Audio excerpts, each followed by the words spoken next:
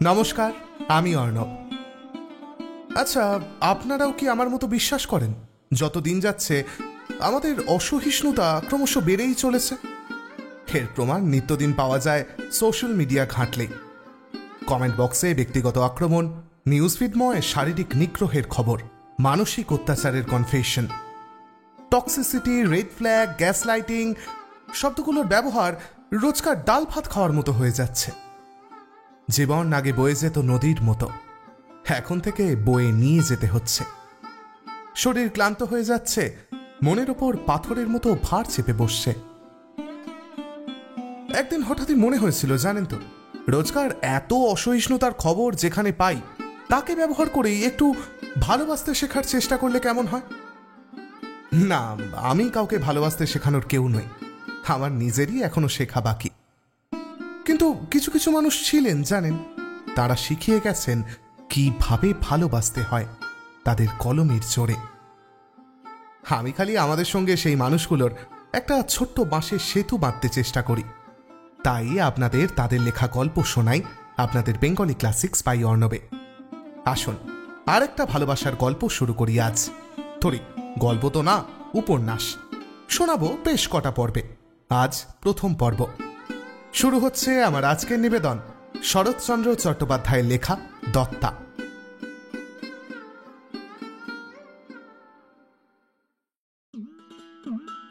সেকালে Hooghly branch স্কুলের headmaster বাবু বিদ্যালয়ের রত্ন বলিয়া যে তিনটি ছেলেকে নির্দেশ করিতেন, তারা তিনখানি ভিন্ন ভিন্ন গ্রাম হইতে প্রত্যহ এক ক্রোশ পথ হাঁটিয়া পড়িতে আসিত। তিনজনের কি ভালোবাসাই ছিল! এমন দিন ছিল না যেদিন এই তিনটি বন্ধুতে স্কুলের পথে ন্যাড়া বটতলায় একত্র না হইয়া বিদ্যালয়ে প্রবেশ করিত। তিনজনেরই বাড়ি হুগলির পশ্চিমে। জগদী শাসিত সরস্বতীর পুল পার হইয়া দেগড়া গ্রাম হইতে এবং বনমালী ও রাসবিহারী আসিত দুইখানি পাশাপাশি গ্রাম কৃষ্ণপুর ও রাধাপুর হইতে। জগদীশ যেমন ছিল সবচেয়ে মেধাবী, তাহার অবস্থাও ছিল সবচেয়ে মন্দ। পিতা একজন ব্রাহ্মণ পণ্ডিত, যজমানি করিয়া বিয়া পৈতা দিয়াই সংসার চালাইতেন। বনমালীরা সঙ্গতিপন্ন, তাহার পিতাকে লোকে কৃষ্ণপুরের জমিদার বলিত। রাসবিহারীদের অবস্থাও বেশ সচ্ছল। জমি জমা, চাষ বাস, পুকুর বাগান, পাড়াগাঁয়ে যা থাকিলে সংসার দিব্য চলিয়া যায়, সবই ছিল। এ সকল থাকার সত্ত্বেও যে ছেলেরা কোনো শহরে বাসা ভাড়া না করিয়া, ঝড় নাই জল নাই, শীত গ্রীষ্ম মাথায় পাতিয়া এতটা পথ হাঁটিয়া প্রত্যহ বাটি হইতে বিদ্যালয়ে যাতায়াত করিত, তাহার কারণ তখনকার দিনে কোনো পিতামাতাই ছেলেদের এই ক্লেশ স্বীকার করাটাকে ক্লেশ বলিয়াই ভাবিতে পারিতেন না। বরঞ্চ মনে করিতেন এইটুকু দুঃখ না করিলে সরস্বতী ধরা দিবেন না। তা কারণ যাই হোক, এমনি করিয়াই ছেলে তিনটি এন্ট্রান্স পাশ করিয়াছিল। বটতলায় বসিয়া ন্যাড়া বটকে সাক্ষী করিয়া তিন বন্ধুতে প্রতিদিন এই প্রতিজ্ঞা করিত, জীবনে কখনো তাহারা পৃথক হইবে না, কখনো বিবাহ করিবে না এবং উকিল হইয়া তিনজনেই একটা বাড়িতে থাকিবে। টাকা রোজগার করিয়া সমস্ত টাকা একটা সিন্ধুকে জমা করিবে এবং তাহা দিয়া দেশের কাজ করিবে। এই তো গেল ছেলেবেলার কল্পনা। কিন্তু যেটা কল্পনা নয় সেটা অবশেষে কিরূপ দাঁড়াই? আচ্ছা, তাই সংক্ষেপে বলিতেছি। বন্ধুত্বের প্রথম পাকটা এলাইয়া গেল বিএ ক্লাসে। কলিকাতায় কেশব সেনের তখন প্রচণ্ড প্রতাপ, বক্তৃতায় বড় জোর।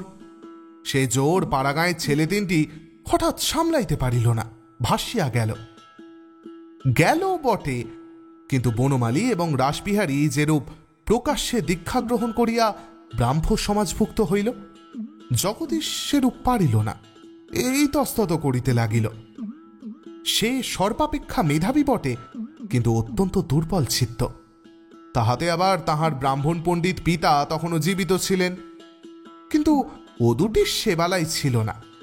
কিছুদিন পূর্বে পিতার পরলোক প্রাপ্তিতে বনমালী তখন কৃষ্ণপুরের জমিদার এবং রাসবিহারী তাহাদের রাধাপুরের সমস্ত বিষয় আশয়ের একচ্ছত্র সম্রাট। অতএব অনতিকাল পরেই এই দুটি বন্ধু ব্রাহ্ম পরিবারে বিবাহ করিয়া বিদুষী ভার্যা লইয়া গৃহে ফিরিয়া আসিলেন। কিন্তু দরিদ্র জগদীশের সে সুবিধে হইল না। তাহাকে যথাসময়ে আইন পাশ করিতে হইল এবং এক গৃহস্থ ব্রাহ্মণের 11 বছরের কন্যাকে বিবাহ করিয়া অর্থ উপার্জনের নিমিত্ত এলাহাবাদ চলিয়া যাইতে হইল। কিন্তু যাহারা রহিলেন তাহাদের যে কাজ কলিকাতায় নিতান্ত সহজ মনে হইয়াছিল, গ্রামে ফিরিয়া তাহাই একান্ত কঠিন ঠেকিল। বউ মানুষ শ্বশুর বাড়ি আসিয়া ঘুমটা দেয় না, জুতো মোজা পরিয়া রাস্তায় বাহির হয়। তামাশা দেখিতে 5খানা গ্রামের লোক ভিড় করিয়া আসিতে লাগিল এবং গ্রাম জুড়িয়া এমনি একটি কদর্য হই হই শুরু হইয়া গেল যে একান্ত নিরুপায় না হইলে আর কেহ স্ত্রী লইয়া বাস করিতে পারে না। বনমালীর উপায় ছিল, সুতরাং সে গ্রাম ছাড়িয়া কলিকাতায় আসিয়া বাস করিল। একমাত্র জমিদারির ওপর নির্ভর না করিয়া ব্যবসা শুরু করিয়া দিল। কিন্তু রাসবিহারীর অল্প আয়, কাজেই সে নিজের পিঠের ওপর একটা এবং বিদুষী ভার্যার পিঠের ওপর একটা কুলা চাপা দিয়া কোনো মতে তাহার দেশের বাটিতেই একঘরে হইয়া বসিয়া রহিল। অতএব 3 বন্ধুর একজন এলাহাবাদে, একজন রাধাপুরে এবং আরেকজন কলিকাতায় বাসা করায় আজীবন অবিবাহিত থাকিয়া এক বাড়িতে বাস করিয়া এক সিন্ধুকে টাকা জমা করিয়া দেশ উদ্ধার করার প্রতিজ্ঞাটা আপাতত স্থগিত রহিল এবং যে ন্যাড়া বটবৃক্ষ সাক্ষী হইয়াছিলেন তিনি কাহারও বিরুদ্ধে কোনো অভিযোগ উত্থাপন না করিয়া নীরবে মনে মনে হাসিতে লাগিলেন। এইভাবে অনেক দিন গেল। ইতিমধ্যে 3 বন্ধুর কদাচিৎ কখনো দেখা হইত বটে, কিন্তু ছেলেবেলার প্রণয়টা একেবারে তিরোহিত হইল না। জগদীশের ছেলে হইলে সে বনমালীকে সুসংবাদ দিয়া এলাহাবাদ হইতে লিখিল, তোমার মেয়ে হইলে তাহাকে পুত্রবধূ করিয়া ছেলেবেলায় যে পাপ করিয়াছি তাহার কতক প্রায়শ্চিত্ত করিব। তোমার দয়াতেই আমি উকিল হইয়া সুখে আছি, এ কথা কোনো দিন ভুলি নাই। বনমালী তাহার উত্তরে লিখিলেন, বেশ, তোমার ছেলের দীর্ঘ জীবন কামনা করি, কিন্তু আমার মেয়ে হওয়ার কোনো আশাই নাই। তবে যদি কোনোদিন মঙ্গলময়ের আশীর্বাদে সন্তান হয় তোমাকেই দিব। চিঠি লিখিয়া মনে মনে হাসিল, কারণ বছর 2 পূর্বে তাহার অপর বন্ধু রাসবিহারীর যখন ছেলে হয় সেও এই প্রার্থনাই করিয়াছিল। বাণিজ্যের কৃপায় সে এখন মস্ত ধনী, সবাই তাহার মেয়েকে ঘরে আনিতে চায়। 2 মাস সমাসের কথা নয়, 25 বৎসরের কাহিনী বলিতেছি। বনমালী প্রাচীন হইয়াছেন, কয়েক বৎসর হইতে রোগে ভুগিয়া ভুগিয়া এইবার শয্যা আশ্রয় করিয়া টের পাইয়াছিলেন আর বোধহয় উঠিতে হইবে না। তিনি চিরদিনই ভগবৎ পরায়ণ এবং ধর্মভীরু, মরণে তাহার ভয় ছিল না। শুধু একমাত্র সন্তান বিজয়ার বিবাহ দিয়া যাইবার অবকাশ ঘটিল না মনে করিয়াই কিছু ক্ষুণ্ণ ছিলেন।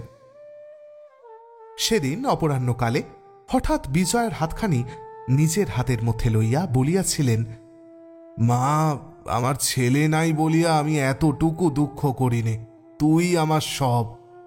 এখনো তোর 18 বৎসর পূর্ণ হয়নি বটে, কিন্তু তোর এইটুকু মাথার ওপর আমার এত বড় বিষয়টা রেখে যেতেও আমার বিন্দুমাত্র ভয় হয় না।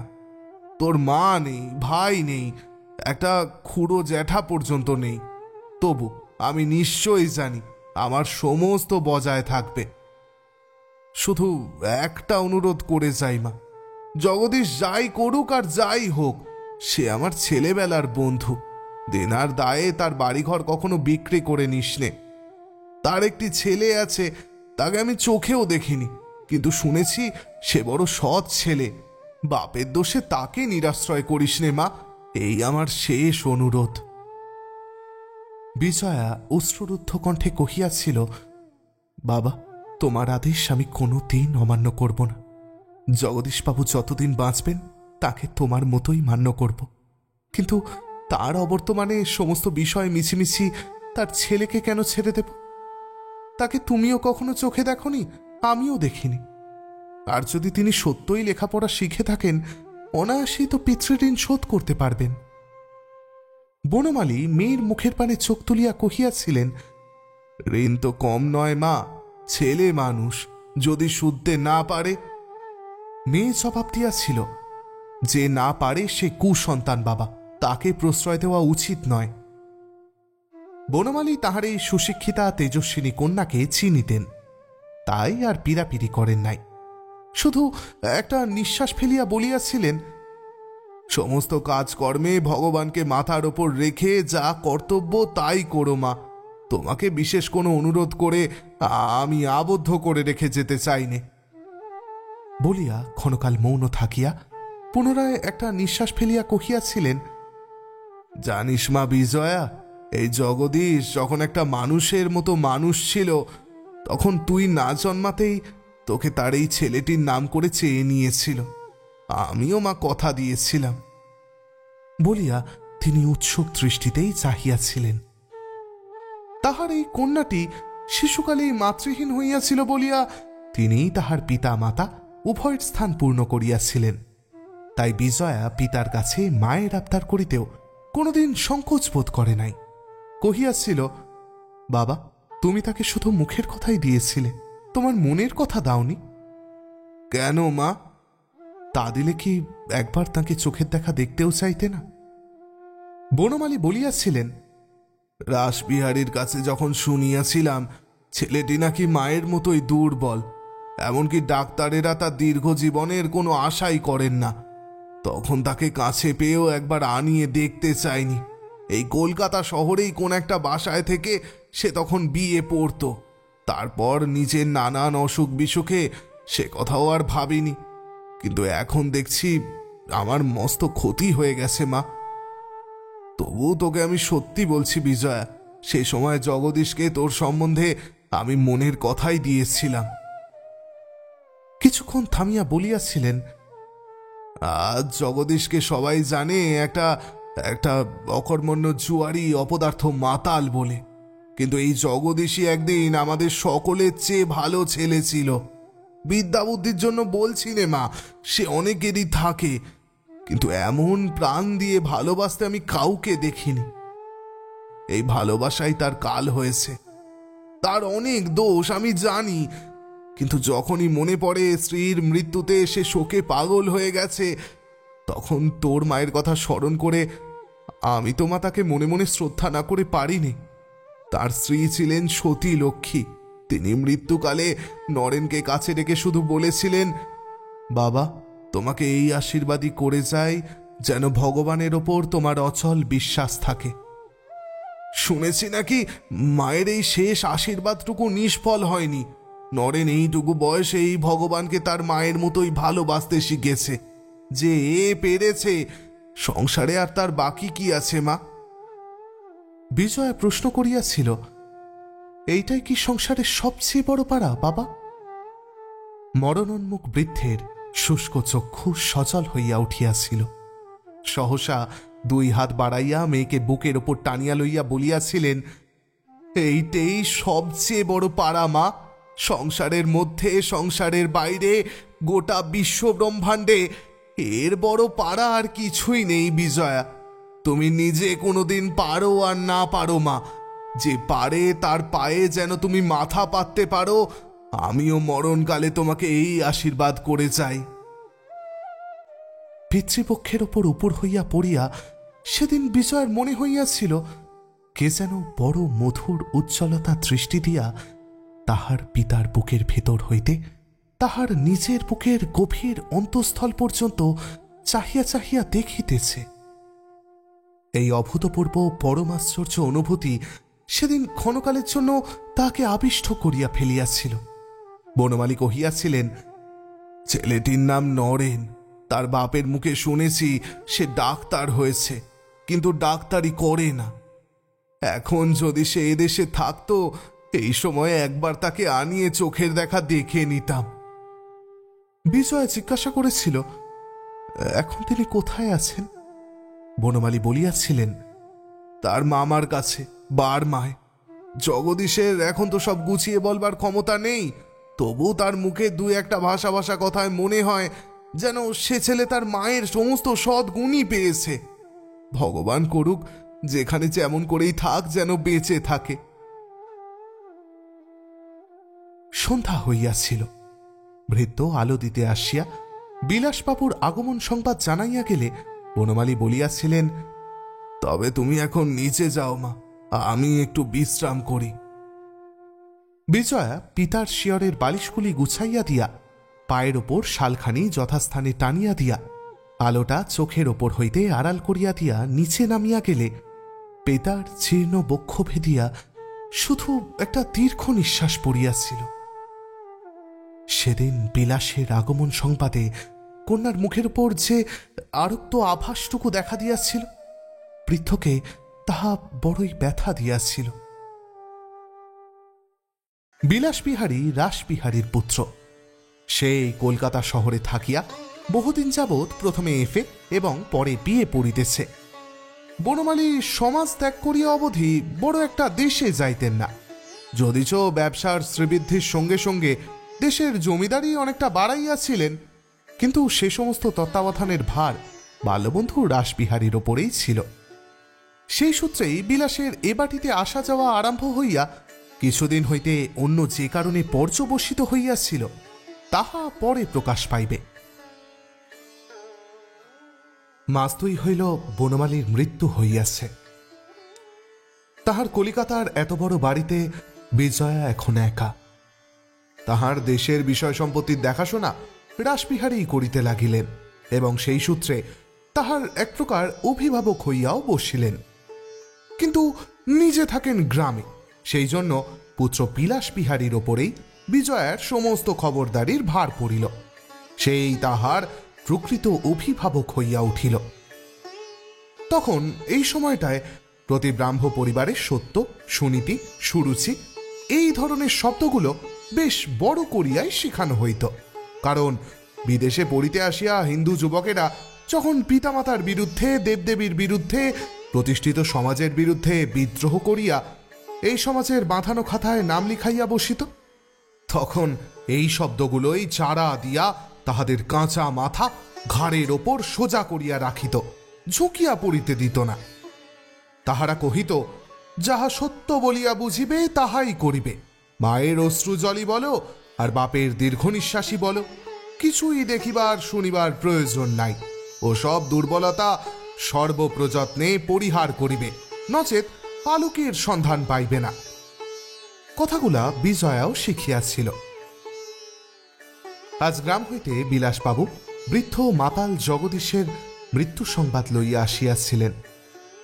বিজয়ের সে পিতৃবন্ধু বটে, কিন্তু বিলাসবাবু যখন বলিতে লাগিলেন কেমন করিয়া জগদীশ মদ খাইয়া মাতাল হইয়া ছাদের উপর থেকে পড়িয়া মরিয়াছে, তখন ব্রাহ্ম ধর্মে সুনীতি স্মরণ করিয়া বিজয়া এই দুর্ভাগ্য পিতৃসখার বিরুদ্ধে ঘৃণায় ওষ্ঠ বিকৃত করিতে বিন্দুমাত্র দ্বিধাবোধ করিল না। বিলাস বলিতে লাগিল, জগদীশ মুখুজ্জে আমার বাবারও ছেলেবেলার বন্ধু ছিলেন, কিন্তু তিনি তার মুখ পর্যন্ত দেখতেন না। টাকা ধার করতে 2 বার এসেছিল, বাবা চাকর দিয়ে তাকে ফটকের বাইরে বার করে দিয়েছিলেন। তিনি সর্বদাই বলেন, এসব দুর্নীতিপরায়ণ লোকগুলোকে প্রশ্রয় দিলে মঙ্গলময় ভগবানের শ্রীচরণে অপরাধ করা হয়। বিজয়া সায় দিয়া কহিল, অতি সত্য কথা। বিলাস উৎসাহিত হইয়া বক্তৃতার ভঙ্গিতে বলিতে লাগিল, বন্ধুই হোক আর যেই হোক, দুর্বলতা বশে কোনো মতেই ব্রাহ্ম সমাজের চরম আদর্শকে ক্ষুণ্ণ করা উচিত না। জগদীশের সমস্ত সম্পত্তি এখন ন্যায়ত আমাদের। তার ছেলে পিতৃঋণ শোধ করতে পারে ভালো, না পারে আইন মতো আমাদের এই দণ্ডেই সমস্ত হাতে নেওয়া উচিত। বস্তুত ছেড়ে দেওয়ার আমাদের কোনো অধিকার নেই, কারণ এই টাকায় আমরা অনেক সৎকার্য করতে পারি। সমাজের কোনো ছেলেকে বিলাত পাঠাতে পারি, ধর্মপ্রচারে ব্যয় করতে পারি, কত কি করতে পারি। কেন তা না করব আপনি বলুন? তাছাড়া জগদীশবাবু কিংবা তার ছেলে আমাদের সমাজভুক্ত নয় যে তার উপর কোনো প্রকার দয়া করা আবশ্যক। আপনার সম্পত্তি পেলেই বাবা সমস্ত ঠিক করে ফেলবেন বলে আজ আমাকে আপনার কাছে পাঠিয়েছেন। বিজয়া মৃত পিতার কথাগুলো স্মরণ করিয়া ভাবিতে লাগিল, সহসা জবাব দিতে পারিল না। তাহাকে ইতস্তত করিতে দেখিয়া বিলাস সজোরে দৃঢ় কণ্ঠে বলিয়া উঠিল, না না, আপনাকে ইতস্তত করতে আমি কোনো মতেই দেব না। দ্বিধা দুর্বলতা, সুতরাং পাপ। আর শুধু পাপই কেন, মহাপাপ। আমি মনে মনে সংকল্প করেছি তার বাড়িটায় আপনার নাম করে যা কোথাও নেই, কোথাও হয়নি, আমি তাই করব। পাড়াগাঁয়ের মধ্যে ব্রাহ্ম মন্দির প্রতিষ্ঠা করে দেশের হতভাগ্য মূর্খগুলোকে ধর্ম শিক্ষা দেব। আপনি একবার ভেবে দেখুন দেখি, এদের মূর্খতার জ্বালাতেই তো বিরক্ত হয়ে আপনার স্বর্গীয় পিতৃদেব দেশ ছেড়ে চলে এসেছিলেন। তার কন্যা হয়ে আপনার কি উচিত নয় এই নোবেল প্রতিশোধ নিয়ে ওদের চরম উপকার করা? বলুন, আপনি এই কথার উত্তর দিন। বিজয়া বিচলিত হইয়া উঠিল। বিলাস দৃপ্ত স্বরে বলিতে লাগিল, সমস্ত দেশের মধ্যে একটা কত বড় নাম, কত বড় সাড়া পড়ে যাবে ভেবে দেখুন দেখি। হিন্দুদের স্বীকার করতেই হবে যে ব্রাহ্ম সমাজে মানুষ আছে, হৃদয় আছে, স্বার্থ ত্যাগ আছে। সে ভার আপনি আমার ওপর ছেড়ে দিন। যাকে তারা নির্যাতন করে দেশ থেকে বিদায় করে দিয়েছিল, সেই মহাত্মারী মহীয়সী কন্যা তাদের মঙ্গলের জন্য এই বিপুল স্বার্থ ত্যাগ করেছেন। সমস্ত ভারতবর্ষময় একটা কি বিরাট মরাল এফেক্ট হবে বলুন দেখি। বলিয়া বিলাস বিহারী সম্মুখে টেবিলের ওপর একটা প্রচণ্ড চাপ্পড় মারিল। শুনিতে শুনিতে বিজয়া মুগ্ধ হইয়া গিয়াছিল। বাস্তবিক এত বড় নামের লোভ সংবরণ করা 18 বছরের মেয়ের পক্ষে সম্ভব নয়। সে পূর্ণ সম্মতি প্রদান করিয়া কহিল, তার ছেলের নাম শুনেছি নরেন। এখন সে কোথায় আছে জানেন? জানি, হতভাগ্য পিতার মৃত্যুর পর সে বাড়ি এসে তার শ্রাদ্ধ করে এখন দেশেই আছে। আপনার সঙ্গে বোধহয় আলাপ আছে? আলাপ? ছ্যা, আপনি আমাকে কি মনে করেন বলুন তো? বলিয়া বিজয়াকে একেবারে অপ্রতিভ করিয়া দিয়া বিলাসবাবু একটুখানি হাসিয়া কহিল, আমি ভাবতেই পারিনি যে জগদীশ মুখুজ্জের ছেলের সঙ্গে আমি আলাপ করছি। তবে সেদিন রাস্তায় হঠাৎ একটা পাগলের মতো নতুন লোক দেখে আশ্চর্য হয়েছিল। শুনলুম সেই নরেন মুখুজ্জে। বিজয়া কৌতূহলী হইয়া কহিল, পাগলের মতো? শুনেছি নাকি ডাক্তার? বিলাসবাবু ঘৃণায় সর্বাঙ্গ কুঞ্চিত করিয়া কহিল, ঠিক পাগলেরই মতো ডাক্তার? আমি বিশ্বাস করিনি। মাথায় বড় বড় চুল, যেমনি লম্বা তেমনি রোগা, বুকের প্রত্যেকটা পাঁজর বোধ করি দূর থেকে গোনা যায়। এই তো চেহারা, তাল পাতা সে পাই ছ। বস্তুত চেহারা লইয়া গর্ব করিবার অধিকার বিলাসের ছিল, কারণ সে বেটে, মোটা এবং ভারী জোয়ান। তাহার বুকের পাঁজর বোমা মারিয়াও নির্দেশ করা যাইত না। সে আরো কি বলিতে যাইতেছিল, বিজয়া বাধা দিয়া জিজ্ঞাসা করিল, আচ্ছা বিলাসবাবু, জগদীশবাবুর বাড়িটা যদি আমরা সত্যই দখল করে নিই, গ্রামের মধ্যে কি একটা বিশ্রী গোলমাল উঠবে না? বিলাস জোর দিয়া বলিয়া উঠিল, একেবারেই না। আপনি 5-7 খানা গ্রামের মধ্যে এমন একজনও পাবেন না যার ওই মাতালটার ওপর একটুও সহানুভূতি ছিল। আহা বলে এমন লোক অঞ্চলে নেই। একটু হাসিয়া কহিল, কিন্তু তাও যদি না হতো, আমি বেঁচে থাকা পর্যন্ত সে চিন্তা আপনার মনেও আনা উচিত নয়। কিন্তু আমি বলি কি, অন্তত কিছুদিনের জন্য হলেও আপনার একবার দেশে যাওয়া কর্তব্য। বিজয়া আশ্চর্য হইয়া জিজ্ঞাসা করিল, কেন? আমরা কখনোই তো সেখানে যাইনি। বিলাস উদ্দীপ্ত কণ্ঠে বলিয়া উঠিল, সেই জন্যই তো বলি আপনার যাওয়া চাই। প্রজাদেরকে একবার তাদের মহারানীকে দেখতে দিন। আমার তো নিশ্চয়ই মনে হয় এই সৌভাগ্য থেকে তাদের বঞ্চিত করা মহাপাপ। লজ্জায় বিজয়ার সমস্ত মুখ আরক্ত হইয়া উঠিল।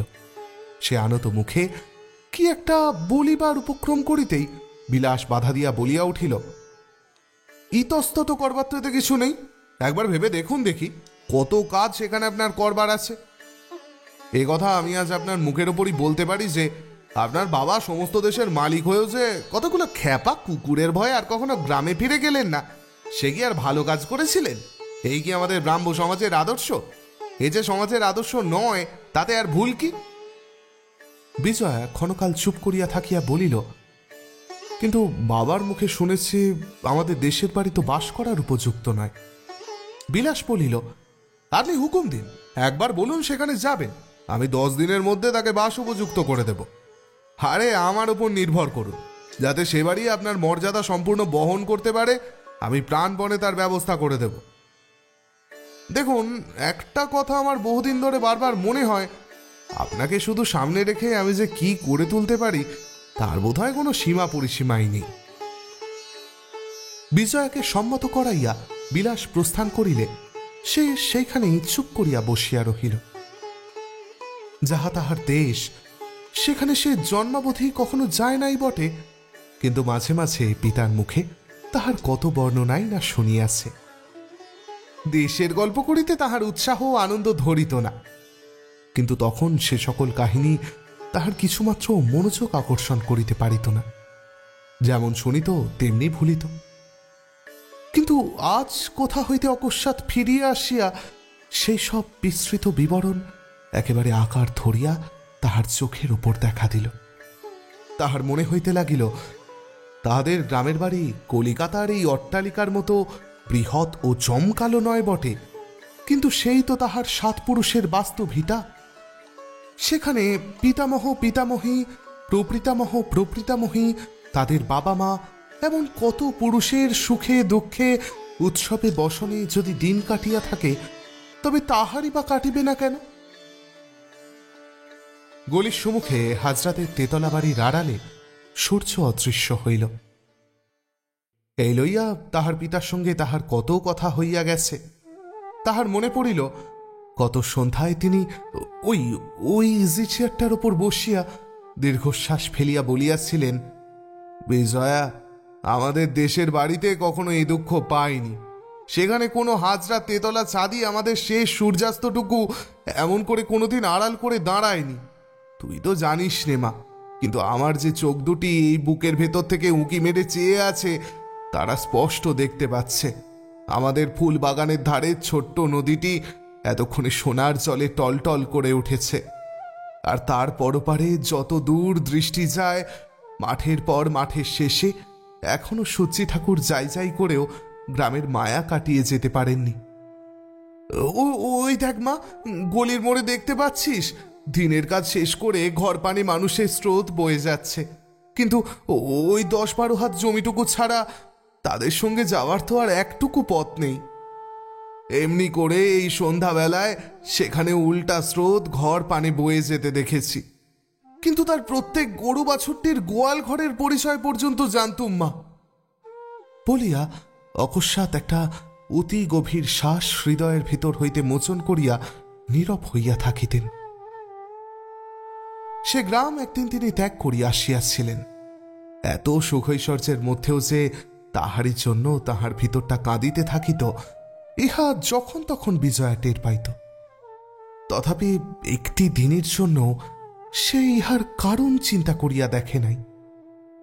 কিন্তু আজ বিলাসবাবু সেই দিকেই তাহার দৃষ্টি আকর্ষণ করিয়া চলিয়া গেলে পরলোকগত পিতৃদেবের কথাগুলি স্মরণ করিতে করিতে তাহার সমস্ত প্রচ্ছন্ন বেদনার হেতু অকস্মাৎ এক মুহূর্তেই তাহার মনের মধ্যে উদ্ভাসিত হইয়া উঠিল।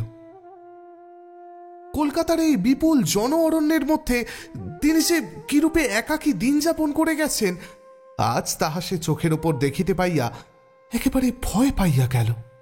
এবং এবং আশ্চর্যের ব্যাপার এই যে গ্রাম, যে ভিটার সহিত তাহার জন্মাবধি কোনো পরিচয় নাই, তাহাই আজ তাহাকে দুর্নিবার শক্তিতে টানিতে লাগিল।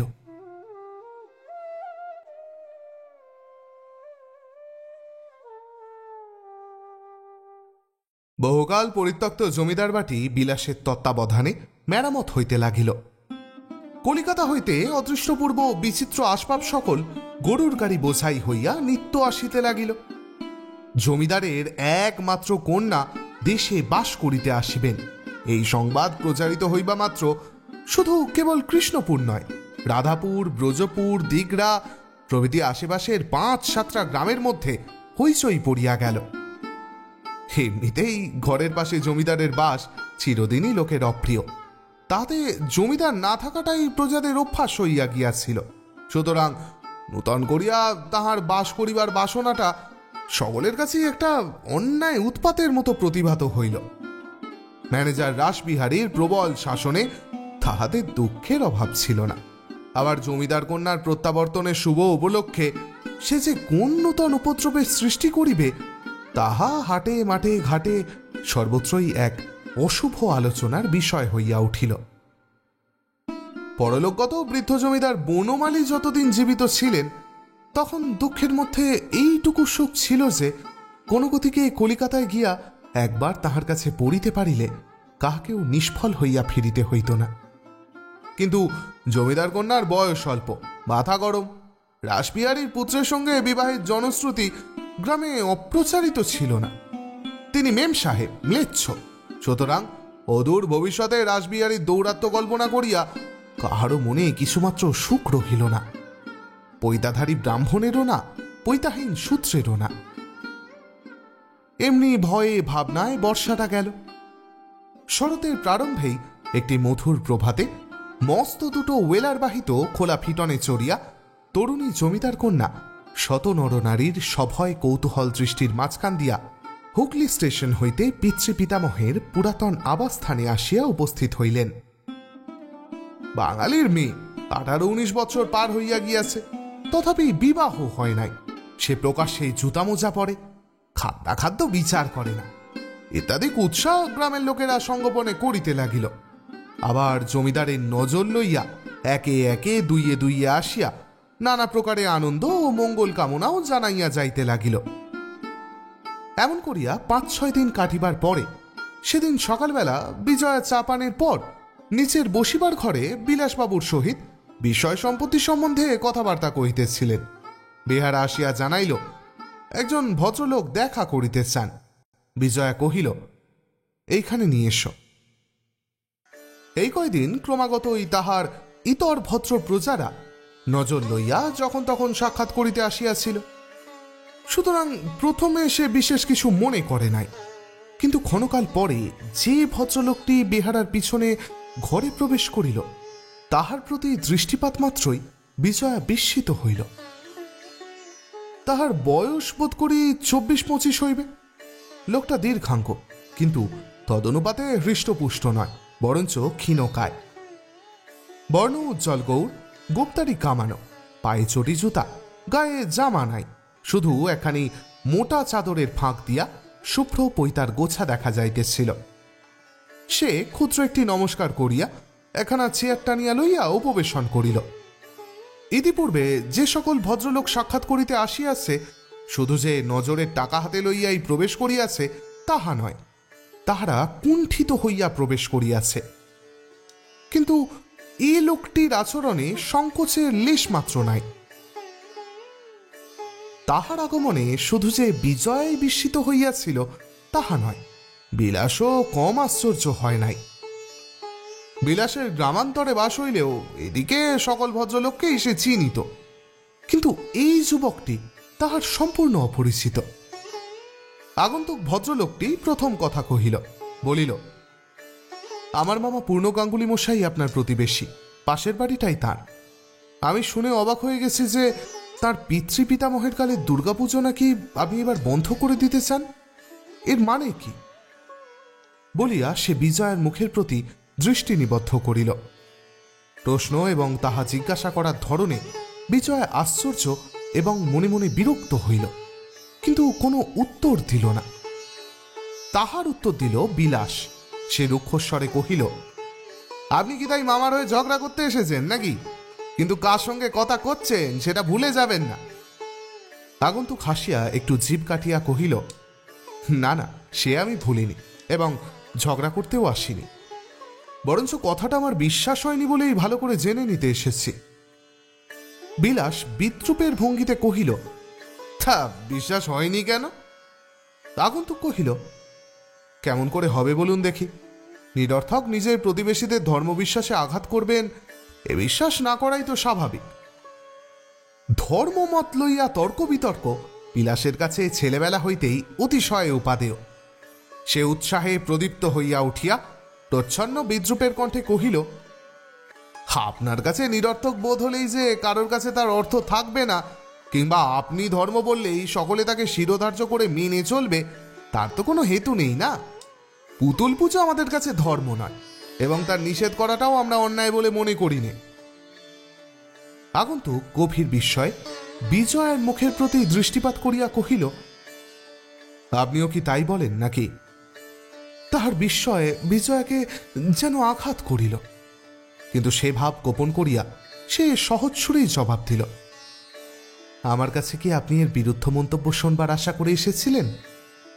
বিলাস সগর্বে হাস্য করিয়া কহিল,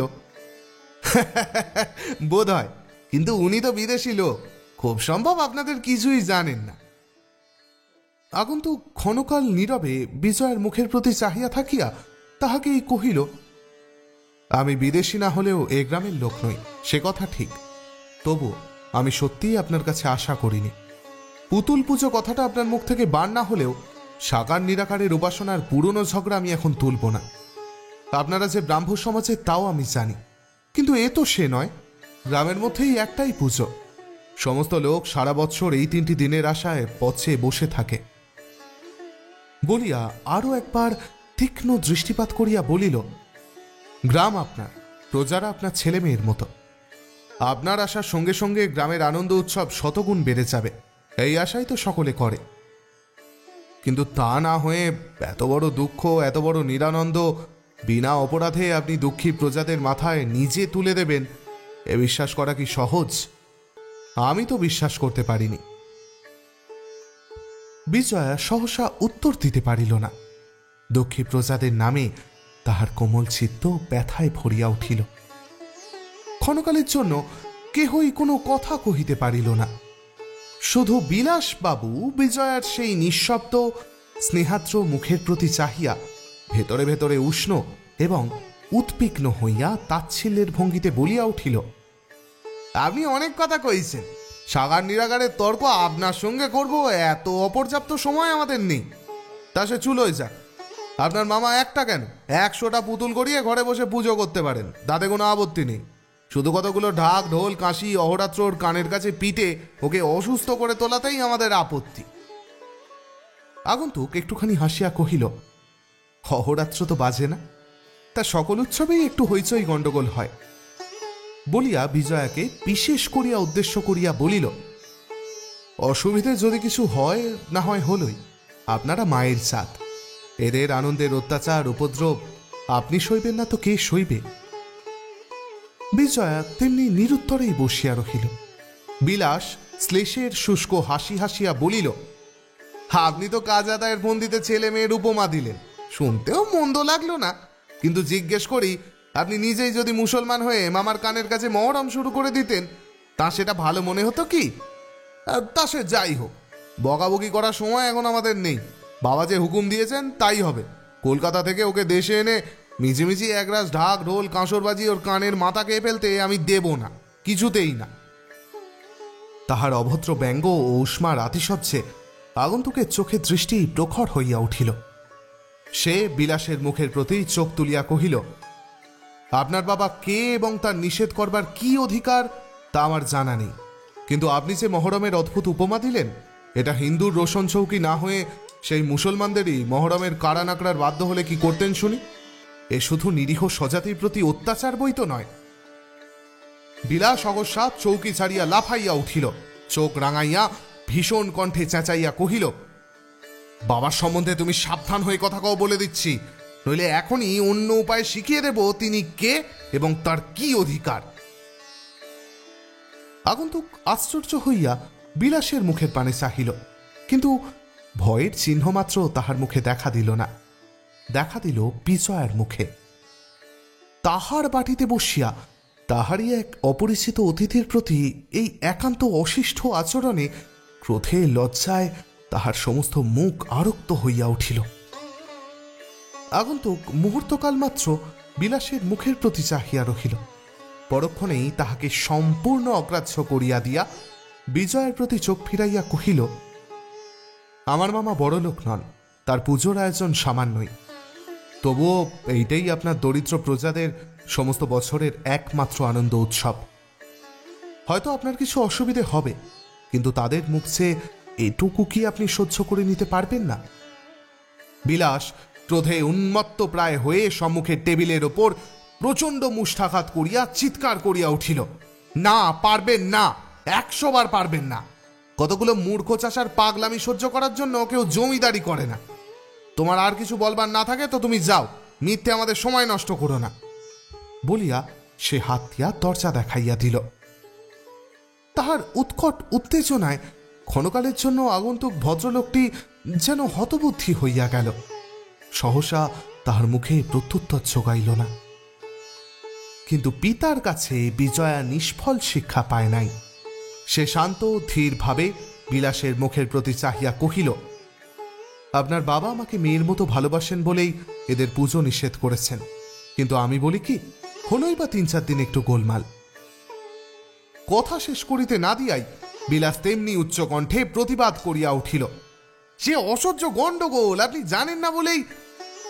বিজয়া হাসি মুখে বলিল, তা হোক গণ্ডগোল, 3 দিন বই তো নয়, আর আপনি আমার অসুবিধের কথা ভাবছেন। কিন্তু কলকাতায় হলে কি করতেন বলুন তো? সেখানে অষ্টপ্রহর কেউ কানের পাশে তোপ দাগতে থাকলেও তো চুপ করে সহ্য করতে হতো। বলিয়া আগন্তুক যুবকের পানে চাহিয়া হাসিয়া কহিল, আপনার মামাকে জানাবেন, তিনি প্রতিবার যেমন করেন এবারেও তেমনি পুজো করুন, আমার বিন্দুমাত্র আপত্তি নেই। আগন্তুক এবং বিলাসবাবু উভয়েই বিস্ময়ে অবাক হইয়া বিজয়ের মুখের প্রতি চাহিয়া রহিল। আপনি তবে এখন আসুন বলিয়া বিজয়া হাত তুলিয়া ক্ষুদ্র একটি নমস্কার করিল। অপরিচিত ভদ্রলোকটি আপনাকে সংবরণ করিয়া লইয়া উঠিয়া দাঁড়াইয়া এবং ধন্যবাদ ও প্রতি নমস্কার করিয়া এবং বিলাসকেও একটি নমস্কার করিয়া ধীরে ধীরে বাহির হইয়া গেল। অবশ্য ক্রুদ্ধ বিলাস আর একদিকে চক্ষু ভিড়াইয়া তাহা অগ্রাহ্য করিল। কিন্তু দুজনের কেহই জানিতে পারিল না যে এই অপরিচিত যুবকটি তাহাদের সর্বপ্রধান আসামী জগদীশের পুত্র নরেন্দ্রনাথ। সে চলিয়া গেলে মিনিটখানেক বিজয়া অন্যমনস্ক ও নীরব থাকিয়া সহসা সচকিত হইয়া মুখ তুলিতেই নিতান্ত অকারণে তাহার কপালের উপর একটা ক্ষীণ আরক্ত আভা দেখা দিল। বিলাসের দৃষ্টি অন্যত্র নিবদ্ধ না থাকিলে তাহার বিস্ময় ও অভিমানের হয়তো পরিসীমা থাকিত না। বিজয়া মৃদু হাসিয়া কহিল, আমাদের কথাটা যে শেষ হতেই পেলে না, তাহলে তালুকটা নেওয়াই আপনার বাবার মত? বিলাস জানালার বাহিরে চাহিয়াছিল, সেইভাবেই কহিল, হ্যাঁ। বিজয়া জিজ্ঞাসা করিল, কিন্তু এর মধ্যে কোনো রকম গোলমাল নেই তো? বিলাস বলিল, না। বিজয়া পুনরায় প্রশ্ন করিল, আজ কি তিনি ওবেলা এদিকে আসবেন? বিলাস কহিল, বলতে পারি না। বিজয়া হাসিয়া কহিল, আপনি রাগ করলেন নাকি? এইবার বিলাস মুখ ফিরাইয়া গম্ভীরভাবে জবাব দিল, রাগ না করলেও পিতার অপমানে পুত্রের ক্ষুণ্ণ হওয়া বোধ করি অস্বাভাবিক কিছু নয়। কথাটা বিজয়াকে আঘাত করিল, তবুও সে হাসি মুখেই কহিল, কিন্তু এতে তার মানহানি হয়েছে এ ভুল ধারণা আপনার কি করে জন্মাল? তিনি স্নেহবশে মনে করেছেন আমার কষ্ট হবে, কিন্তু কষ্ট হবে না, এইটাই শুধু ভদ্রলোককে জানিয়ে দিলুম। এতে মান অপমানের কথা তো কিছুই নেই বিলাসবাবু। বিলাসের গাম্ভীর্যের মাত্রা তাহাতে বিন্দুমাত্র কমিল না। সে মাথা নাড়িয়া উত্তর দিল, ওটা কোনো কথাই নয়। বেশ, আপনার এস্টেটের দায়িত্ব নিজে নিতে চান নিন, কিন্তু এরপর থেকে আমাকে আমার বাবাকে সাবধান করে দিতে হবে, নইলে তো পুত্রের কর্তব্যে আমার ত্রুটি হবে। এই অচিন্তনীয় রূঢ় প্রত্যুত্তরে বিজয়া বিস্ময়ে অবাক হইয়া রহিল এবং কিছুক্ষণ স্তব্ধভাবে থাকিয়া অত্যন্ত ব্যথার সহিত কহিল, বিলাসবাবু, এই সামান্য বিষয়টাকে যে আপনি এমন করে নিয়ে এত গুরুতর করে তুলবেন এ আমি মনেও করিনি। ভালো, আমার বোঝবার ভুলে যদি অন্যায় করে থাকি আমি অপরাধ স্বীকার করছি, ভবিষ্যতে আর হবে না। বলিয়া বিজয়া বিলাসের মুখের প্রতি চাহিয়া একটা নিঃশ্বাস ফেলিল। সে ভাবিয়াছিল ইহার পরে কাহারও কোনো কথাই আর থাকিতে পারে না, দোষ স্বীকারের সঙ্গে সঙ্গেই তাহার সমাপ্তি হইয়া যায়। কিন্তু এ সংবাদ তাহার জানা ছিল না যে দুষ্ট ব্রণের মতো এমন মানুষও আছে যাহার বিষাক্ত ক্ষুধা একবার কাহারও ত্রুটির মধ্যে আশ্রয় গ্রহণ করিলে আর কোনো মতেই নিবৃত্ত হইতে চাহে না। তাই বিলাস যখন প্রত্যুত্তরে কহিল, তাহলে পূর্ণ গাঙ্গুলিকে জানিয়ে পাঠান যে রাসবিহারীবাবু যে হুকুম দিয়েছেন তার অন্যথা করা আপনার সাধ্য নয়, তখন বিজয়ের দৃষ্টির সম্মুখে এই লোকটার হিংস্র প্রকৃতিটা এক মুহূর্তেই একেবারে উদ্ভাসিত হইয়া দেখা দিল। সে কিছুক্ষণ নিঃশব্দে চাহিয়া থাকিয়া ধীরে ধীরে কহিল, সেটা কি ঢের বেশি অন্যায় কাজ হবে না? আচ্ছা, আমি নিজেই না হয় চিঠি লিখে তার কাছে অনুমতি নিচ্ছি। বিলাস বলিল, এখন অনুমতি নেওয়া না নেওয়া দুই সমান। আপনি যদি তাকে সমস্ত গ্রামের মধ্যে অশ্রদ্ধার পাত্র করে তুলতে চান, আমাকেও তাহলে অত্যন্ত অপ্রিয় কর্তব্য পালন করতেই হবে। বিজয়ের অন্তরটা অকস্মাৎ ক্রোধে পরিপূর্ণ হইয়া উঠিল, কিন্তু সে আত্মসংযম করিয়া ধীরভাবে প্রশ্ন করিল, এই কর্তব্যটা কি শুনি? বিলাস বলিল, আপনার জমিদারি শাসনের মধ্যে তিনি যেন আর হাত না দেন। আপনার নিষেধ তিনি শুনবেন? আপনি কি মনে করেন? অন্তত সেই চেষ্টাই আমাকে করতে হবে। বিজয়া ক্ষণকাল মৌন থাকিয়া অন্যদিকে চাহিয়া তেমনি শান্ত কণ্ঠেই জবাব দিল, বেশ, আপনি যা পারেন করবেন, কিন্তু অপরের ধর্মকর্মে আমি বাধা দিতে পারব না। তাহার কণ্ঠস্বরের মৃদুতা সত্ত্বেও তাহার ভিতরের ক্রোধ গোপন রহিল না। বিলাস তীব্র কণ্ঠে বলিয়া উঠিল, আপনার বাবা কিন্তু একথা বলতে সাহস করতেন না। বিজয়া ফিরিয়া দাঁড়াইয়া চোখ তুলিয়া তাহার মুখের প্রতি চাহিল, কহিল, আমার বাবার কথা আমি আপনার চেয়ে ঢের বেশি জানি বিলাসবাবু, কিন্তু সে নিয়ে তর্ক করে কি হবে? আমার স্নানের বেলা হল, আমি উঠলুম। বলিয়া সে সমস্ত বাক বিতণ্ডা জোর করিয়া বন্ধ করিয়া দিয়া উঠিয়া দাঁড়াইবা মাত্রই ক্রোধন্মত্ত বিলাসের মুখের ওপর হইতে তাহার ধার করা ভদ্রতার মুখোশ এক মুহূর্তে খসিয়া পড়িল। সে নিজের স্বভাবটাকে একেবারে অনাবৃত উলঙ্গ করিয়া দিয়া নিরতিশয় কটুকণ্ঠে বলিয়া ফেলিল, মেয়ে মানুষ যাত্রাই এরকম নেও খারাপ। বিজয়া পা বাড়াইয়াছিল, বিদ্যুৎ বেগে ফিরিয়া দাঁড়াইয়া পলকমাত্র এই বর্বরটার মুখের দিকে দৃষ্টিপাত করিয়া নিঃশব্দে ধীরে ধীরে ঘর ছাড়িয়া চলিয়া গেল, এবং সঙ্গে সঙ্গেই বিলাস শুষ্ক হইয়া উঠিল।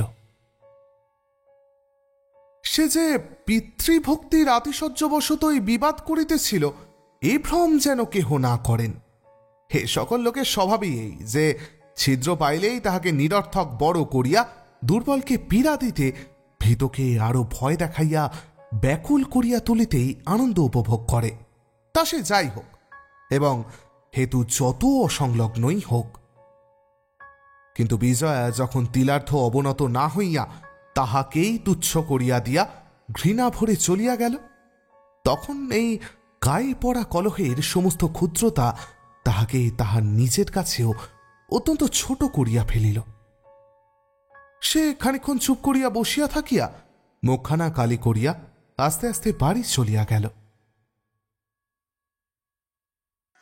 অপরাহ্নকালে রাসবিহারী ছেলের সঙ্গে করিয়া দেখা করিতে আসিলেন। বলিলেন, কাজটা ভালো হয়নি মা।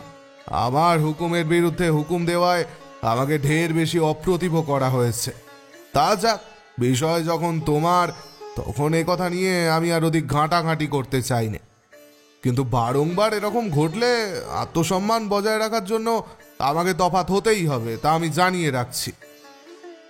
বিজয়া কোনো উত্তর দিল না, বরঞ্চ মৌন মুখে সে অপরাধটা একরকম স্বীকার করিয়াই লইল। রাসবিহারী তখন কোমল হইয়া বিষয় সংক্রান্ত অন্যান্য কথাবার্তা তুলিলেন। নূতন তালুকটা খরিদ করিবার আলোচনা শেষ করিয়া বলিলেন, জগদীশের দরুন বাড়িটা যখন তুমি সমাজকেই দান করলে মা, তখন আর বিলম্ব না করে এই পুজোর ছুটিটা শেষ হলেই তা দখল করে নিতে হবে, কি বল? বিজয়া খান্নারিয়া কহিল, আপনি যা ভালো বুঝবেন তাই হবে। টাকা পরিশোধ করবার মেয়াদ তো তাদের শেষ হয়ে গেছে। রাসবিহারী কহিলেন, অনেক দিন। জগদীশ তার সমস্ত খুচরা ঋণ একত্র করিবার জন্য তোমার বাবার কাছে 8 বছরের কারারে 10,000 টাকা কর্জ নিয়ে কাবালা লিখে দেয়। শর্ত ছিল, এর মধ্যে শোধ করতে পারে ভালোই, না পারে তার বাড়ি, বাগান, পুকুর, তার সমস্ত সম্পত্তি আমাদের। তা 8 বছর পার হয়ে এই তো এটা তো 9 বছর চলছে মা। বিজয়া কিছুক্ষণ অধমুখে নীরবে থাকিয়া মৃদু কণ্ঠে কহিল, শুনতে পাই তার ছেলে এখানে আছেন। তাকে ডেকে আরো কিছুদিন সময় দিয়ে দেখলে হয় না, যদি কোনো উপায় করতে পারেন? রাসবিহারী মাথা নাড়িতে নাড়িতে কহিলেন, তা পারবে না, পারবে না। পারলে। পিতার কথাটা শেষ না হইতেই বিলাস হঠাৎ গর্জন করিয়া উঠিল। এতক্ষণ সে কোন রূপে ধৈর্য ধরিয়াছিল, আর পারিল না। কর্কশরে বলিয়া উঠিল, পারলেই বা আমরা দেব কেন? টাকা নেওয়ার সময় সে মাতালটার হুঁশ ছিল না কি সত্য করছি, এ শোধ দেব কি করে?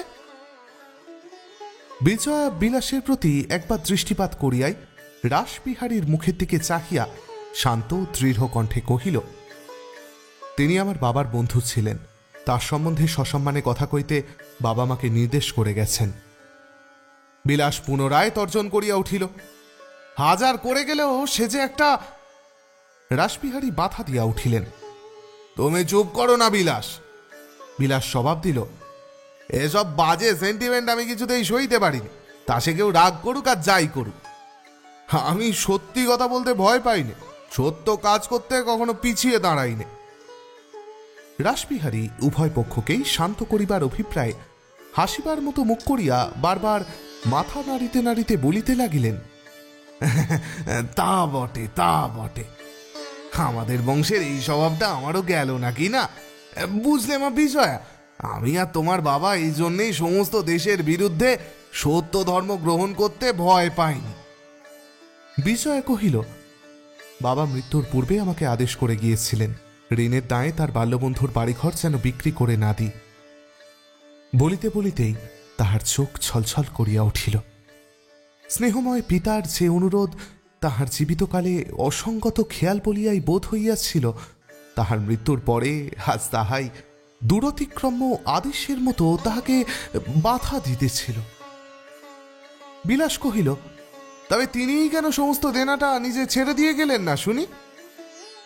বিজয়া তাহার কোনো উত্তর না দিয়া রাসবিহারীর মুখের প্রতি চাহিয়া পুনরায় কহিল, জগদীশবাবুর পুত্রকে ডাকিয়ে পাঠিয়ে সমস্ত কথা জানানো হয়, এই আমার ইচ্ছে। তিনি জবাব দেওয়ার পূর্বেই বিলাস নির্লজ্জের মতো আবার বলিয়া উঠিল, আর সে যদি আরো 10 বছর সময় চায় তাই দিতে হবে নাকি? তাহলে তো দেশে সমাজ প্রতিষ্ঠার আশা সাগরের অতল গর্ভে বিসর্জন দিতে হবে দেখছি। বিজয়া ইহারও কোনো উত্তর না দিয়া রাসবিহারীকেই লক্ষ্য করিয়া কহিল, আপনি একবার তাকে ডাকিয়ে পাঠিয়ে এ বিষয়ে তাঁর কি ইচ্ছে জানতে পারবেন নাকি? রাসবিহারী অতিশয় ধূর্ত লোক।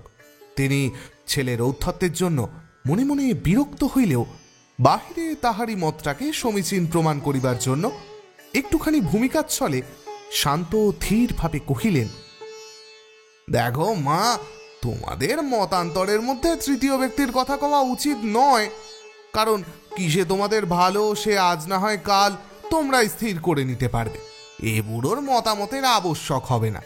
কিন্তু কথা যদি বলতে হয় বলতেই হবে, এক্ষেত্রে তোমারই ভুল হচ্ছে। জমিদারি চালাবার কাজে আমাকেও বিলাসের কাছে হার মানতে হয়, সে আমি অনেকবার দেখেছি। আচ্ছা তুমি বলো দেখি, কার গরজ বেশি, তোমার না জগদীশের ছেলে? তার ঋণ পরিশোধের সাধ্যই যদি থাকবে সে কি নিজে এসে একবার চেষ্টা করে দেখতো না? সে তো জানে তুমি এসেছো। এখন আমরাই যদি উপযাচক হয়ে তাকে ডাকিয়ে পাঠাই, সে নিশ্চয়ই একটা বড় রকমের সময় নেবে, কিন্তু তাতে ফল শুধু এই হবে যে সে টাকাও দিতে পারবে না, তোমাদের সমাজ প্রতিষ্ঠার সংকল্পও চিরদিনের জন্য ডুবে যাবে। বেশ করে ভেবে দেখো দেখি, এই কি ঠিক নয়? বিজয়া নীরবে বসিয়া রহিল। তাহার মনের ভাব অনুমান করিয়া বৃদ্ধ রাসবিহারী ক্ষণকাল পরে কহিলেন, বেশ তো বেশ তো, তার অগোচরে তো কিছুই হতে পারবে না। তখন তিনি যদি নিজেই সময় চান তখন না হয় বিবেচনা করে দেখা যাবে, কি বলো মা? বিজয়া ঘাড় নাড়িয়া জানাইল, আচ্ছা। কিন্তু তথাপি তাহার মুখের চেহারা দেখিয়া স্পষ্ট বুঝা গেল সে মনে মনে এই প্রস্তাব অনুমোদন করে নাই। রাসবিহারী আজ বিজয়াকে চিনিলেন। তিনি নিশ্চয় বুঝিলেন এ মেয়েটির বয়স কম, কিন্তু সে যে তাহার পিতার বিষয়ের মালিক ইহা সে জানে, এবং তাহাকে মুঠোর ভিতরে আনিতেও সময় লাগিবে। সুতরাং একটা কথা লইয়া বেশি টানাহেচড়া সঙ্গত নয় বিবেচনা করিয়া সান্ধ্য উপাসনার নাম করিয়া গাত্রোত্থান করিলেন। বিজয়া প্রণাম করিয়া নিঃশব্দে আসন ছাড়িয়া উঠিয়া দাঁড়াইল। তিনি আশীর্বাদ করিয়া বাহির হইয়া গেলেন। বিজয়া মুহূর্তকাল চুপ করিয়া দাঁড়াইয়া থাকিল। আমার অনেকগুলো চিঠিপত্র লেখার আছে। আপনার কি আমাকে কোনো আবশ্যক আছে? বিলাস রূঢ়ভাবে জবাব দিল, কিচ্ছু না, আপনি যেতে পারেন। আপনাকে চা পাঠিয়ে দিতে বলবো কি? না, দরকার নেই। আচ্ছা, নমস্কার বলিয়া বিজয়া দুই করতল একবার একত্রিত করিয়াই ঘর ছাড়িয়া চলিয়া গেল।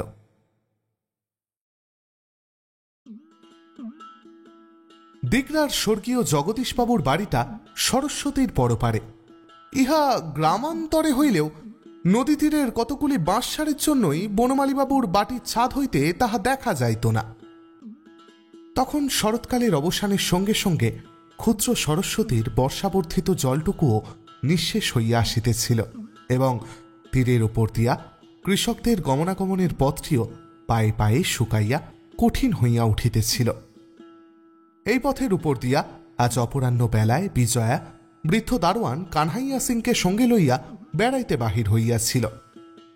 ওপারের বাবলা, বাঁশ, খেজুর প্রভৃতি গাছপালার পাতার ফাঁক দিয়া অস্তগমনোন্মুখ সূর্যের আরক্ত আভা মাঝে মাঝে তাহার মুখের ওপর আসিয়া পড়িতেছিল।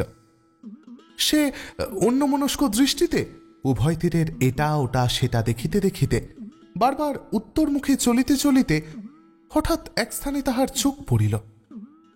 নদীর মধ্যে গোটা কয়েক বাঁশ একত্র করিয়া পরপারের জন্য সেতু প্রস্তুত করা হইয়াছে। এইটে ভালো করিয়া দেখিবার জন্য বিজয়া জলের ধারে আসিয়া দাঁড়াইতেই দেখিতে পাইল অনতি দূরে বসিয়া একজন অত্যন্ত নিবিষ্ট চিত্তে মাছ ধরিতেছে। সাড়া পাইয়া লোকটি মুখ তুলিয়া নমস্কার করিল। ঠিক সেই সময়ে বিজয়ের মুখের ওপর সূর্য রশ্মি আসিয়া পড়িল কিনা ঠিক জানি না, কিন্তু চোখাচোখি হইবা মাত্র তাহার গৌরবর্ণ মুখখানি একেবারে যেন রাঙা হইয়া গেল। যে মাছ ধরিতেছিল সে পূর্ণবাবুর সেই ভাগিনেওটি, যে সেদিন মামার হয়ে তাহার কাছে দরবার করিতে আসিয়াছিল। বিজয়া প্রতি নমস্কার করিতেই সে কাছে আসিয়া হাসি মুখে কহিল, বিকেলবেলা একটু বেড়াবার পক্ষে নদীর ধারটা মন্দ জায়গা নয় বটে, কিন্তু এই সময়টা ম্যালেরিয়ার ভয়ও কম নেই। এ বুঝি আপনাকে কেউ সাবধান করে দেয়নি? বিজয়া খান্নারিয়া কহিল, না, এবং পরক্ষণেই আত্মসংবরণ করিয়া লইয়া মৃদু হাসিয়া বলিল, কিন্তু ম্যালেরিয়া তো লোক চিনে ধরে না, আমি তো বরং না জেনে এসেছি। আপনি যে জেনে শুনে জলের ধারে বসে আছেন, কই দেখি কি মাছ ধরলেন? লোকটি হাসিয়া কহিল, পুঁটি মাছ, কিন্তু 2 ঘন্টায় মাত্র 2টো পেয়েছি, মজুরি পোষায়নি। কিন্তু কি করি বলুন, আপনার মতো আমিও বিদেশি বললেই হয়। বাইরে বাইরে দিন কেটেছে, তাই কারোর সঙ্গেই তেমন আলাপ পরিচয় নেই, কিন্তু বিকেলটা তো যা করে হোক কাটাতে হবে নাকি? বিজয়া খান্নারিয়া সহাস্যে বলিল, আমারও প্রায় সেই দশা। আপনাদের বাড়ি বুঝি পূর্ণবাবুর বাড়ির কাছেই? লোকটি কহিল, না, হাত দিয়া নদীর ওপারে দেখাইয়া বলিল, আমাদের বাড়ি ওই দিগরায়, এই বাঁশের পুল দিয়ে যেতে হয়। গ্রামের নাম শুনিয়া বিজয়া জিজ্ঞাসা করিল, তাহলে বোধহয় জগদীশবাবুর ছেলে নরেনবাবুকেও আপনি চেনেন? লোকটি মাথা নাড়িবা মাত্রই বিজয়া একান্ত কৌতূহল বসে সহসা প্রশ্ন করিয়া ফেলিল, তিনি কিরকম লোক আপনি বলতে পারেন? কিন্তু বলিয়া ফেলিয়াই নিজের অভদ্র প্রশ্নে অত্যন্ত লজ্জিত হইয়া উঠিল। এই লজ্জা লোকটির দৃষ্টিও এড়াইল না। সে হাসিয়া বলিল, তার বাড়ি তো আপনি দেনার দায়ে কিনে নিয়েছেন, এখন তার সম্বন্ধে অনুসন্ধান করে আর ফল কি? কিন্তু যে সদুদ্দেশ্যে কিনলেন সে কথাও এই অঞ্চলের সবাই শুনেছে। বিজয় জিজ্ঞাসা করিল, একেবারে নেওয়া হয়ে গেছে এই বুঝি এদিকে রাষ্ট্র হয়ে গেছে? লোকটি বলিল, হবারই কথা, জগদীশবাবুর সর্বস্ব আপনার বাবার কাছে বিক্রি কবলায় বাঁধা ছিল। তার ছেলে সাধ্য নেই তত টাকা শোধ করে, মেয়াদও শেষ হয়েছে। খবর সবাই জানে কি না? আচ্ছা, বাড়িটি কেমন? মন্দ নয়, বেশ বড় বাড়ি, যে জন্য নিচ্ছেন তার পক্ষে ভালোই হবে। চলুন না, আর একটু এগিয়ে গেলেই দেখতে পাবেন। চলিতে চলিতে বিজয়া কহিল, আপনি যখন গ্রামের লোক তখন নিশ্চয়ই সমস্তই জানেন। আচ্ছা, শুনেছি নরেনবাবু বিলেত থেকে ভালো করেই ডাক্তারি পাশ করে এসেছেন। কোনো ভালো জায়গায় প্র্যাকটিস আরম্ভ করে আরও কিছুদিন সময় নিয়েও কি বাপের ঋণটা শোধ করতে পারেন না? লোকটি ঘান্নারিয়া কহিল, না, সম্ভব নয়। শুনেছি চিকিৎসা করাই নাকি তার সংকল্প নয়। বিজয়া বিস্মিত হইয়া কহিল, তাহলে তার সংকল্পটাই বা কি? এত খরচপত্র করে বিলেত গিয়ে কষ্ট করে ডাক্তারি শেখবার ফলটাই বা কি হতে পারে? লোকটা বোধহয় একেবারেই অপদার্থ। ভদ্রলোক একটুখানি হাসিয়া বলিল, অসম্ভব নয়, তবে শুনেছি নাকি নরেনবাবু নিজে চিকিৎসা করে রোগ সারানোর চেয়ে এমন কিছু একটা নাকি বার করতে চান যাতে ঢের বেশি লোকের উপকার হবে। শুনতে পাই নানা রকম যন্ত্রপাতি নিয়ে দিনরাত পরিশ্রম করেন। বিজয়া চকিত হইয়া কহিল, সে তো ঢের বড় কথা, কিন্তু তার বাড়ি খরতর গেলে কি করে সব করবেন? তখন তো রোজগার করা চাই। আচ্ছা, আপনি তো নিশ্চয় বলতে পারেন বিলেত যাওয়ার জন্য এখানকার লোকে তাকে এক ঘরে করে রেখেছে কিনা? ভদ্রলোক কহিলেন, সে তো নিশ্চয়। আমার মামা পূর্ণবাবু তারও এক প্রকার আত্মীয়, তবুও পুজোর কদিন বাড়িতে রাখতে সাহস করেননি।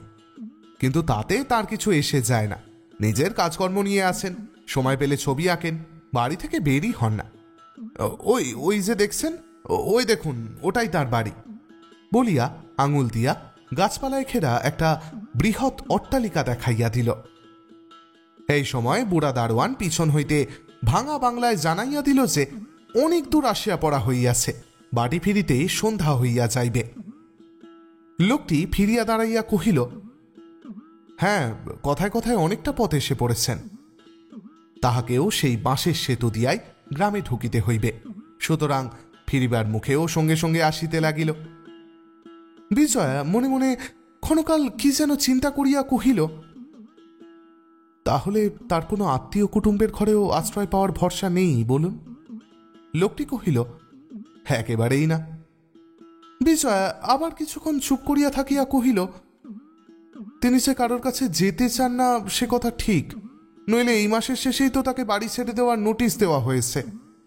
আর কেউ হলে অন্তত আমাদের সঙ্গেও একবার দেখা করার চেষ্টা করতেন। লোকটি বলিল, হয়তো তার দরকার নেই, নয় ভাবেন লাভ কি? আপনি তো আর সত্যিই তাকে তার বাড়িতে থাকতে দিতে পারবেন না। বিজয়া কহিল, না পারলেও আরও কিছুকাল থাকতে দিতে তো পারা যায়। দেনার দায়ে হাজার হলেও একজনকে বাড়ি ছাড়া করতে তো সকলেরই কষ্ট হয়। কিন্তু আপনার কথাবার্তার ভাবে বোধ হয় তার সঙ্গে আপনার পরিচয় আছে। কি বলেন, সত্যি নয়? লোকটি শুধু হাসিল, কোনো কথা কহিল না। পুলটির কাছেই তাহারা আসিয়া পড়িয়াছিল। সে ছোট্ট ছিপটি কুড়াইয়া লইয়া কহিল, এটাই আমাদের গ্রামে ঢোকবার পথ, নমস্কার বলিয়া হাত তুলিয়া নমস্কার করিয়া সেই বংশ নির্মিত পুলটির উপর দিয়া টলিতে টলিতে কোনো মতে পার হইয়া সংকীর্ণ বন্যপথের ভিতর অদৃশ্য হইয়া গেল। বহুদিনের বৃদ্ধ ভৃত্য কানাই সিং বিজয়াকে শিশুকাল হইতেই কোলে পিঠে করিয়া মানুষ করিয়াছিল, এবং সেই সঙ্গে সে দারোয়ানির ন্যায্য অধিকারকেও বহু দূর অতিক্রম করিয়া গিয়াছিল। সে কাছে আসিয়া জিজ্ঞাসা করিল, এ বাবুটি কে মাইজি? বিজয়া কিন্তু এতটাই বিমনা হইয়া পড়িয়াছিল যে বুড়োর প্রশ্ন তাহার কানেই পৌঁছিল না। সেই প্রায়ন্ধকার নদীতটের সমস্ত নীরব মাধুর্যকে সে সম্পূর্ণ উপেক্ষা করিয়া স্বপ্নাবিষ্টের মতো শুধু এই কথা ভাবিতে ভাবিতেই পথ চলিতে লাগিল, লোকটি কে এবং আবার কবে দেখা হইবে।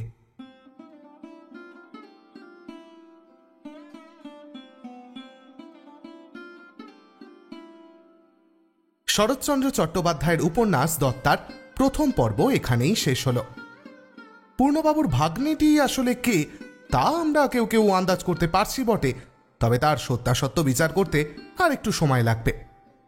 বেচারা নরেনবাবুর অদৃষ্টে কি আছে তা জানতেও একটু সময় লাগবে। তাহলে অপেক্ষায় বসা যাক। আমি অপেক্ষা করি শোনানোর, আর আপনারা শোনার।